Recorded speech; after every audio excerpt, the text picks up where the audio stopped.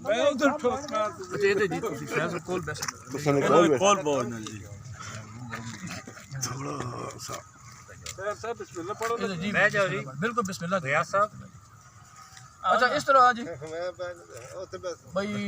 मैं जिस वेले ने आया ना शहर इन्होंने मैं अपने कलाम सुनाया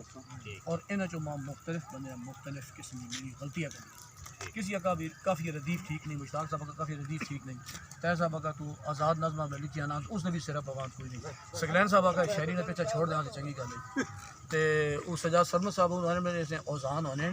फालन फेलन फ़ाइलन कोई इन बंदा सीखना होना मैं तो कोई समझ नहीं आई तो मैं बिल आखिर इस तरह लिखना शुरू कर देता ना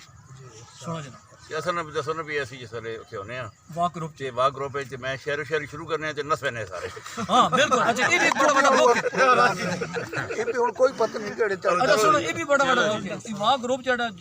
मलिक साहब बैठ गए मलिक जाकर भाई अड्डा नाश्ता ना प्रोग्राम होना है तो जिस मैं शेर सुनने शुरू करने नाश्ते जमे रहने ढीला मैं शेर पढ़ना शुरू करने तो उनके नाश्ते और जी साहब